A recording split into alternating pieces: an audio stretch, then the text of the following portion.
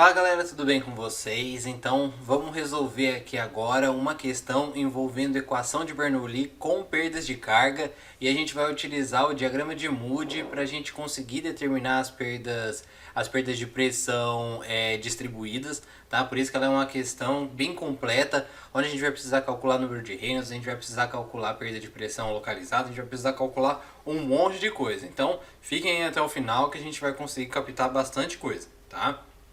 Então vamos lá. Então, vamos ler o enunciado aqui, uma equação que eu retirei, uma questão que eu retirei aqui de um livro, tá? Um livro bem legal.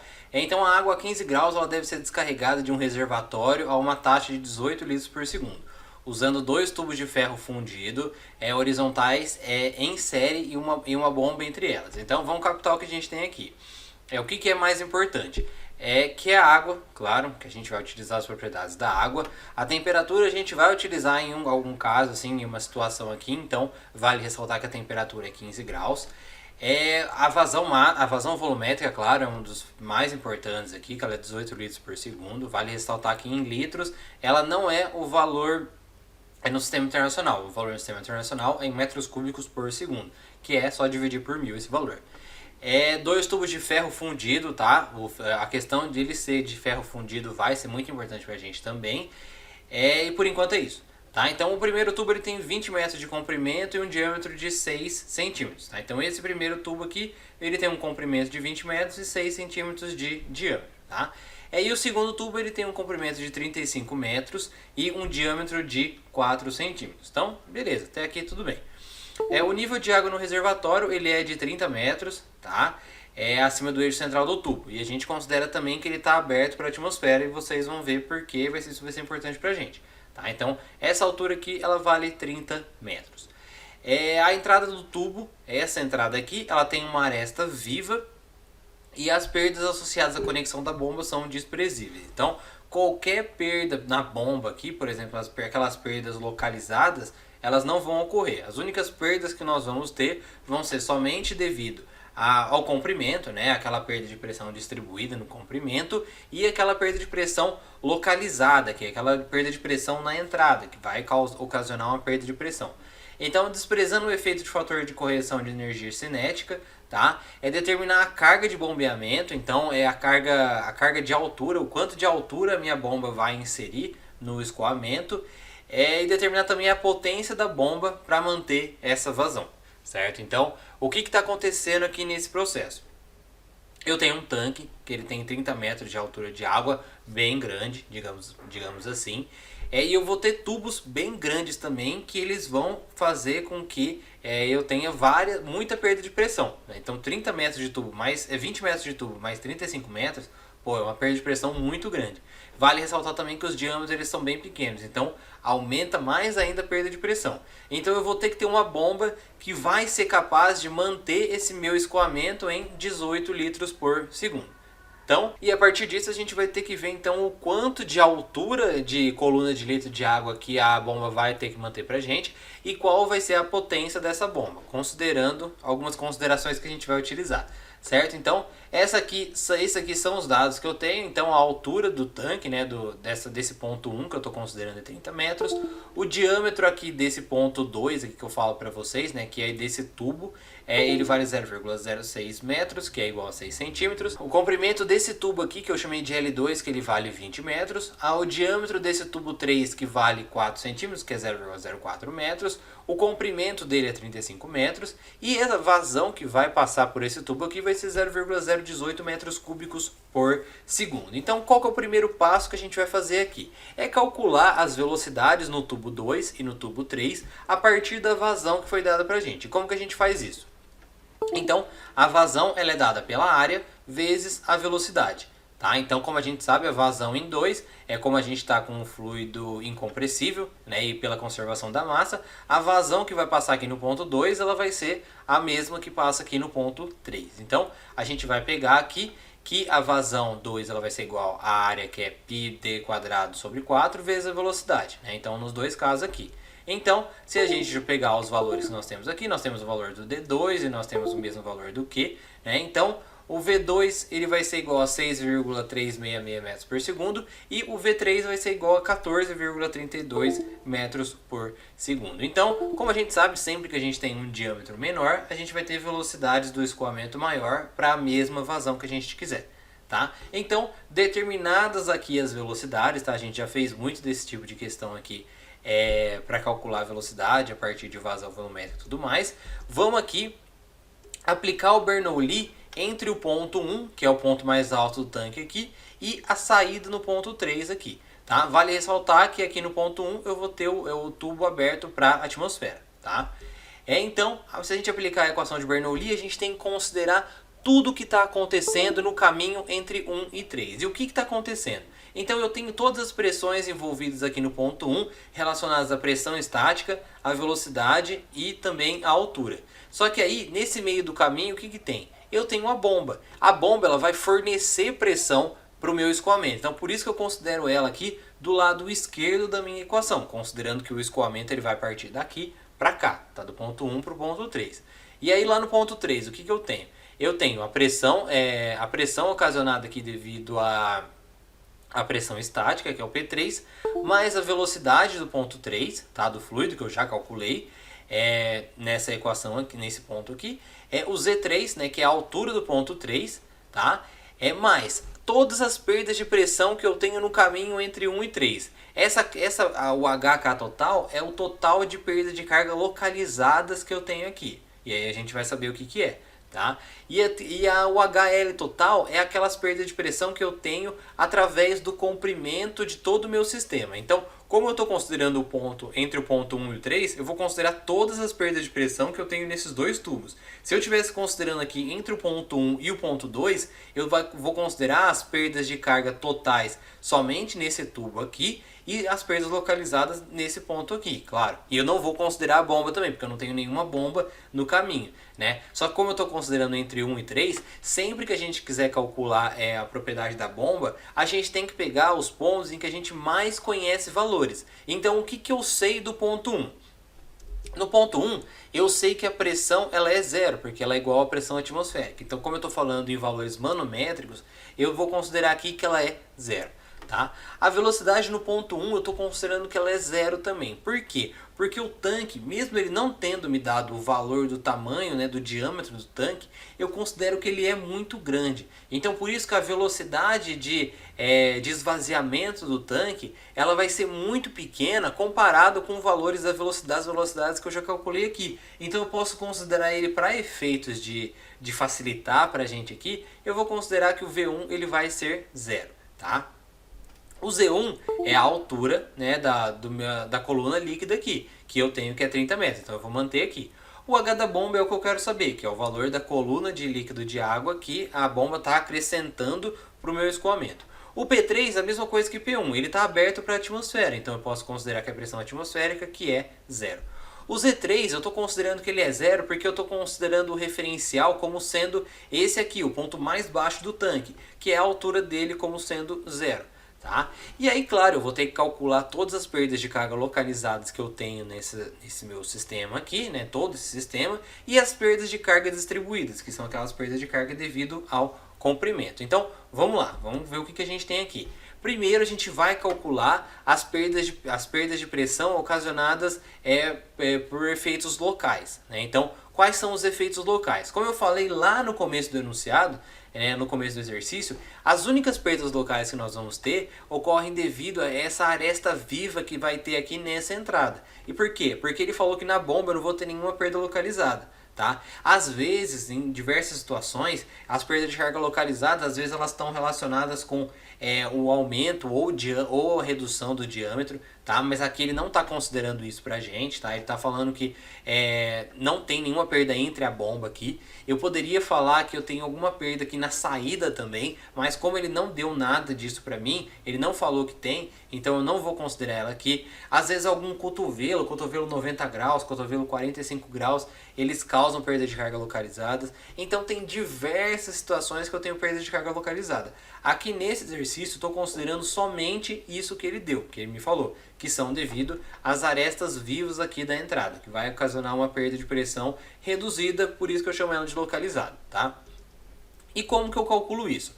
As perdas de carga localizada, elas são relacionadas com uma constante K que vai depender da intensidade da perda de carga. Então, quanto maior for a perda de carga ocasionada por uma tal situação, né, quanto mais agressivo ele for para o meu escoamento, o valor do K vai ser maior. E por que eu coloquei essa somatória aqui? Porque eu tenho que somar todos os Ks que eu tenho e multiplicar pela velocidade do setor que ele está ao quadrado dividido por 2g. Tá? Então, o que está acontecendo aqui? Como eu falei, eu só tenho somente uma perda de carga localizada, né? Que é ocasionada devido a essa aresta viva aqui.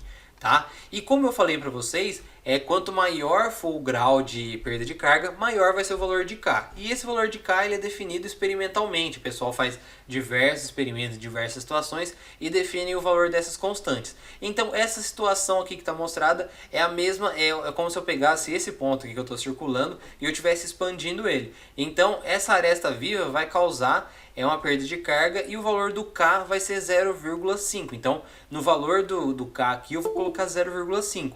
E qual que é a velocidade? A velocidade vai ser a velocidade do ponto 2, porque vai ser bem na entrada do tubo 2. Tá? Então eu vou ter a velocidade do escoamento nesse ponto aqui da aresta viva, vai ser a velocidade 2. Então, eu pego, vai ser o HK total, vai ser 0,5 vezes a velocidade 2, que é 6,366, elevado ao quadrado dividido por 2G, o G é igual a 9,81. Digamos que eu tivesse perda de carga na bomba, tá? Vamos considerar uma situação hipotética, tá? Que eu tenha perda de carga localizada na bomba. O que eu ia fazer? Digamos também que a velocidade na bomba ela é igual à velocidade V2. Então o que eu ia fazer? Eu ia pegar, entre parênteses aqui, eu ia ter que somar o 0,5 mais um cada bomba. Digamos que o cada bomba é 1.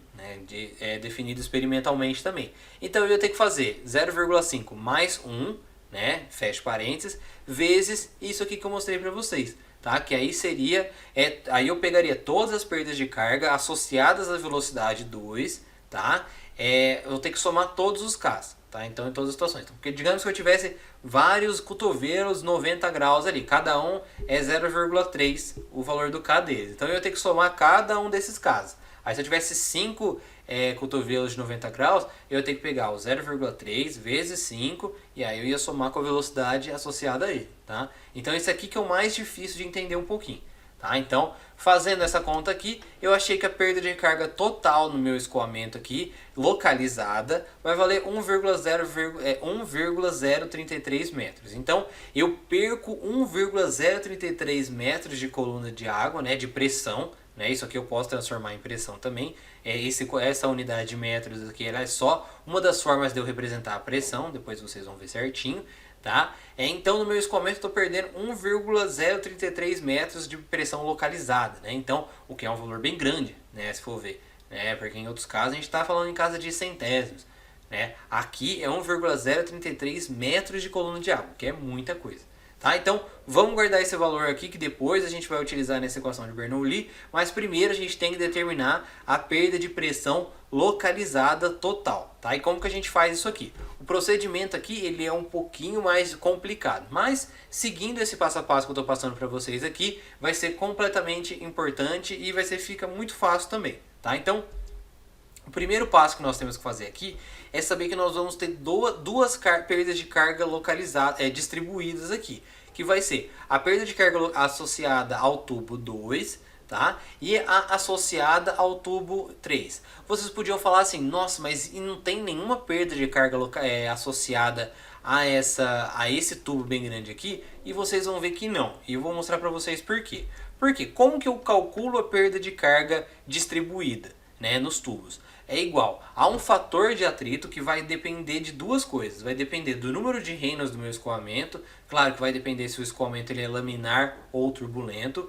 E ele vai depender também do material que vai estar, do material do meu tubo, né, e também do diâmetro dele. Tá? Só que como ele depende do número de Reynolds, né, e a gente vê aqui que também a gente tem um termo de velocidade, a gente depende do V2 e do V3. E que mais que ele depende? Primeiro vamos falar do que mais que ele depende.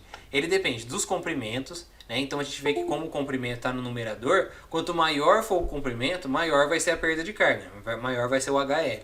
né? E a velocidade também, quanto maior for a velocidade, maior vai ser a perda de carga, tá? E o que está embaixo? Vai estar o diâmetro. Claro, a gravidade também, mas a gravidade está sempre embaixo, né? A gravidade não tem como mudar muito ela, né? Então, quanto maior for o diâmetro, menor vai ser a perda de carga. Lembra que eu falei lá no começo do exercício para vocês que as tubulações menores, elas estão associadas a maiores perdas de carga, né? Então, se eu tivesse uma tubulação com diâmetro maior, eu teria menor perda de carga. Só que aí, então, beleza, vamos responder. Por que esse tanque aqui ele não está em nenhuma perda de carga distribuída que eu falei para vocês? Por causa dessa velocidade aqui, né? Porque a velocidade, a perda de carga está associada com a velocidade. E como eu falei para vocês, aqui em todo o tanque, a velocidade ela é praticamente zero.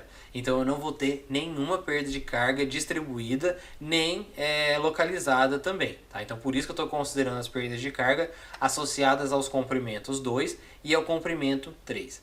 Tá? Então, o que a gente faz aqui? A primeira coisa que a gente tem que fazer é calcular o número de Reynolds nesse tubo e nesse tubo. Por que não é o mesmo? Porque são diâmetros diferentes e velocidades diferentes também. Então vamos lá. Para a gente calcular o número de Reynolds, a gente pega a velocidade vezes o diâmetro vezes a densidade dividido pela viscosidade dinâmica, tá? Dinâmica, tomem cuidado com isso. Então, como que a gente determina esses parâmetros? A gente vem aqui e como eu falei para vocês, a temperatura ela vai ter um fator bem importante aqui dentro desse para a gente determinar as propriedades. Por quê? Porque a temperatura ela varia o valor da densidade e ela varia também o valor da viscosidade dinâmica aqui também. Então, porque se a gente tivesse uma temperatura de 50 graus, a densidade do líquido, tá? Então a gente pega nessa coluna do líquido, ia ser igual a 988,1. Só que aqui no caso a gente está com 15 graus Celsius. Então é uma diferença, né, de 11 aqui, quilogramas por metro cúbico, é uma variação bem considerável, né? A mesma coisa para a densidade. Então, para a densidade aqui, a gente vai pegar o valor de 1,138 vezes 10 a menos 3, tá? Tem que tomar cuidado com isso. Não é só 1,138, tá? Então, onde a gente pega? A gente vai pegar aqui para o 15 graus Celsius. Então, a gente vai pegar aqui o valor da densidade aqui vai ser 999,1, tá? Que é esse valor aqui. Para os dois, tá? Vai ser a mesma temperatura, a gente considera.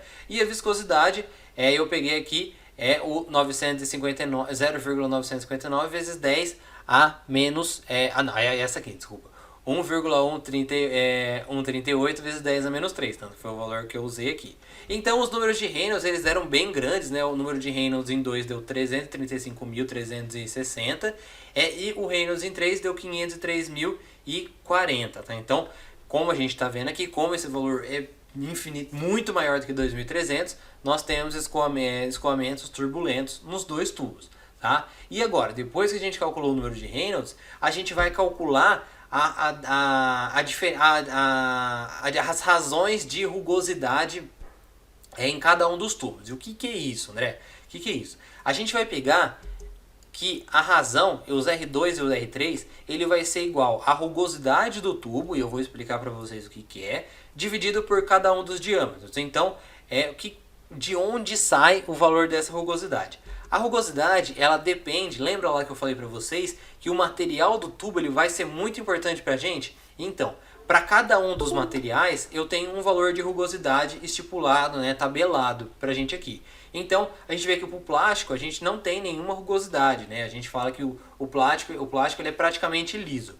Para o concreto, ele tem valor de 0,9 até 9 milímetros, tá? Então, esses dois valores aqui são os mesmos, só que aqui está dado em pé e aqui está dado em milímetros. Para a gente tem aqui o ferro fundido, né? O ferro fundido, o valor da rugosidade é 0,26 milímetros, tá? Então a gente vai pegar e vai jogar esse valor no E aqui, né? Só que como a gente tem aqui em milímetros, a gente vai passar para metros, que é igual a 0,00026 e dividido por cada um dos diâmetros. Então a razão de rugosidades, ou rugosidade relativa, a gente pode chamar também, sem problemas, vai ser igual, aqui no tubo 2 vai ser igual a 0,00433, não tem nenhuma unidade, tá? Porque é metro por metro. E o R3 ele vai dar 0,0065, tá? Então aqui está a importância do material. Se tivesse um material diferente, a gente teria um E diferente e aí a gente ia ter um R2 ou um R3 diferente também. Então, vamos relembrar aqui, o primeiro passo para calcular a perda de pressão distribuída é, primeiro calcula o número de Reynolds, depois a gente vai calcular a rugosidade. E agora, aonde a gente vai utilizar isso aqui? A gente vai utilizar para determinar os fatores de atrito. Relembrando aqui, eu coloquei os dados aqui, o valor do Reynolds e a rugosidade relativa do 2, e o Reynolds e a rugosidade relativa do 3. E como que a gente vai determinar os fatores de atrito? Aquele F lá que eu já mostrei na equação para vocês. Opa, caiu a luz aqui. Mas vamos lá continuar. Então, o fator de atrito a gente vai determinar ele utilizando esse gráfico esquisito aqui, né? Mas não precisa se assustar. Com certeza, às vezes vocês já viram esse gráfico aqui. E ele não é nada difícil, não é nenhum bicho de 7 cabeças aqui. Então, o que ele relaciona?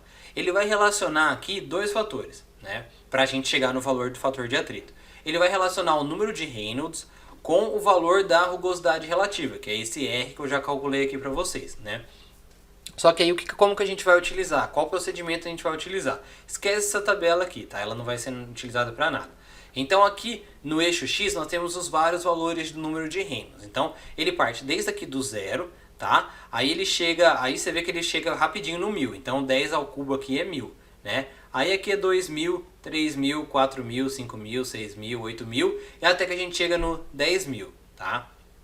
E aí a mesma coisa vai crescendo aqui. Então é 20.000, 30.000, 40.000, 50.000 até que a gente chega aqui no 100.000. Tá? Que é bem aqui no 10 a quinta. E aí 200.000, 300.000, 300.000, 400.000 e aí vai aumentando assim desse jeito, beleza? Porque eu tentei chegar aqui de 1 em 1 porque é a casa que a gente vai chegar, tá? Então guarda aqui que aí o número de Reynolds ele vai aumentando aqui, beleza? E cada uma dessas linhas mais horizontais aqui, essas aqui de baixo um pouquinho mais deitadas, elas estão relacionadas com o valor da rugosidade relativa. Então vamos olhar essa linha aqui. Essa linha que ela vai subindo, crescendo, crescendo, crescendo até chegar aqui no meio que vai juntando tudo aqui, ela é para os números, para as rugosidades relativas entre 0,00 3 zeros e mais 4 zeros 5 aqui, beleza? Então 0,00005, tá? Vamos por essa aqui de cima. Ela é um pouquinho mais, ela já é mais horizontal, né? E ela é igual para os valores de rugosidade relativa entre 0,03. Então a gente vê que quanto maior a rugosidade, menor é o efeito do número de Reynolds, tá? Então, mas beleza, vamos associar isso aqui. Então, como que a gente vai determinar o valor do fator de atrito? Então, a gente vai ter que pegar o número de Reynolds de cada um dos tubos, né? Então, vamos pensar no R2. A gente vai pegar o valor do número de Reynolds em 2, ligar na linha da rugosidade em 2, né? Que a gente calculou aqui, e a gente vai ligar na linha aqui na esquerda para achar o fator de atrito. Certo? Mas vamos fazer isso aqui mais detalhado para vocês não terem dúvida nenhuma, tá? Então vamos lá. Então vamos achar aqui o valor do número de Reynolds em 2, que é igual a 335.000. Então a gente chega aqui, essa linha aqui. Vamos subir essa linha vertical aqui, tá? Claro, esse número não é tão preciso, porque eu não vou conseguir achar o valor de 335.360 bem entre aqui o 300.000 e 400.000. A gente tem que pegar, claro, um valor intermediário ali, tentando seguir um pouquinho de escala. Então, eu cheguei aqui, que eu vi que o 300.000 ele está aqui, o 400.000 ele está aqui, e no meio eu tenho o 350.000. Então, eu vou tentar pegar um entre o 300 e o 350.000, tá? E aí eu subo a linha vertical. E aonde eu vou parar essa linha vertical? A hora que eu chegar o mais perto possível aqui do 0,00433. Então, eu vou procurar a linha aqui do 0,00433. Claro, a gente não tem essa linha aqui especificamente, mas eu tenho a linha do 0,004. Né? Então, como está bem perto do 0,004, então eu vou aproximar aqui e chegar na linha do 0,004 mesmo. Então, a linha dele está aqui, está aqui, está aqui, está aqui, e chegou, cruzou, beleza? Aí o que eu vou fazer com isso aqui? eu vou ligar uma linha horizontal até a parte da esquerda aqui e eu vou achar o valor do fator de atrito. Então, eu vou olhar aqui e eu vou ver que é um valor entre 0,025 e 0,03. Claro, bem mais próximo de 0,03. E vendo que ela sobe aqui de 1 em 1, então 0,026, 27. Então, se eu falar que o F2 é 0,028, é um valor bem legal, bem aproximado, assim, um valor plausível até com os valores que a gente já teve. Claro, se você chegar aqui com um valor de 0,027, jamais que vai estar errado, tá?